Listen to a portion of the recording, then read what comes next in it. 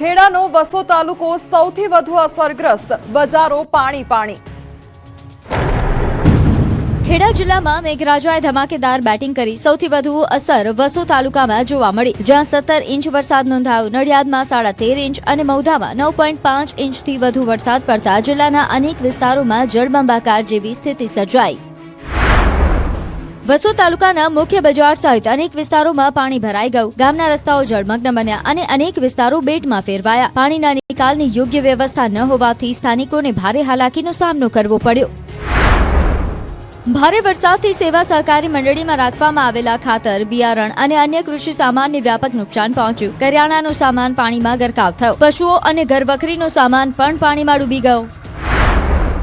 વરસાદ બંધ થયા બાદ પણ નડિયાદના Shreyas, Mai Mandir, Vaishali, Khodiyar, Garnala, Vadiyavad, college road, mission road, Santram road અને વીકેવી રોડ સહિતના વિસ્તારોમાં પાણી ભરાયેલું રહ્યું, જેના કારણે લોકોને અવરજવરમાં મુશ્કેલીઓ પડી।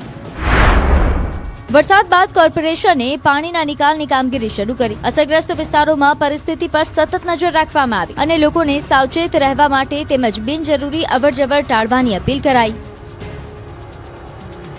મોરબી જિલ્લામાં ભારે વરસાદના કારણે જનજીવન અસ્તવ્યસ્ત। મચ્છુ 2 ડેમના દરવાજા ખોલાતા 29 ગામ એલર્ટ। મોરબી જિલ્લામાં સતત વરસાદે જનજીવનને પ્રભાવિત કર્યું। શહેરના મુખ્ય રસ્તાઓ પાણીમાં ગરકાવ બન્યા, અનેક માર્ગો બંધ કરાયા અને મચ્છુ 2 ડેમના દરવાજા ખોલતા 29 ગામોને એલર્ટ કરાયા। હળવદના રણમલપુરના દ્રશ્યો છે। ગામમાં વરસાદી પાણી ઘરોમાં ઘૂસી જતા ગ્રામજનોને મુશ્કેલીનો સામનો કરવો પડ્યો। ઘરમાં ઘૂંટણ ડૂબ પાણી ભરાઈ ગયા, જ્યારે શેરીઓમાં નદી વહેતી હોય તેવા દ્રશ્યો સર્જાયા। શેરીમાં ગળાડૂબ પાણી ભરાતા લોકો જળકેદી બની ગયા છે। આ ઉપરાંત સતત વરસાદને કારણે ખેતરો જળમગ્ન બન્યા અને કપાસ, મગફળી સહિતના પાકને નુકસાન જવાની ભીતિ સેવાઈ રહી છે। મોરબીમાં માત્ર 4 કલાકમાં 3.5 ઇંચ વરસાદ નોંધાતા શહેરના અનેક વિસ્તારોમાં જળબંબાકાર જેવી સ્થિતિ સર્જાઈ। સરદાર બાગ અને છાત્રાલય રોડ સહિતના મુખ્ય માર્ગો પર પાણી ભરાતા વાહન ચાલકો હેરાન થયા। સતત વરસાદને કારણે નીચી માંડલ રોડ પર પણ પાણી ફરી વળ્યું। માર્ગ પાણીમાં ગરકાવ બનતા નીચી માંડલ, વાંકડા, ખરેડા અને જીક્યારી ગામોને જોડતો મુખ્ય રસ્તો બંધ કરાયો। સુરક્ષાના ભાગરૂપે વાહન વ્યવહાર અટકાવવામાં આવ્યો અને તંત્રે લોકોને વૈકલ્પિક માર્ગનો ઉપયોગ કરવા અપીલ કરી। ભારે વરસાદને કારણે મચ્છુ 2 ડેમમાં પાણીની આવક વધતા ડેમના 10 દરવાજા ખોલવામાં આવ્યા। ડેમમાંથી પાણી છોડાતા તંત્રે નીચેના 29 ગામોને એલર્ટ કર્યા। પોલીસ અને જિલ્લા વહીવટીતંત્રની ટીમો સંવેદનશીલ વિસ્તારોમાં તૈનાત કરાઈ અને પરિસ્થિતિ પર સતત નજર રખાઈ। અરવલ્લીમાં મેઘરાજાની તોફાની ઇનિંગ, રસ્તાઓ પાણીમાં ગરકાવ।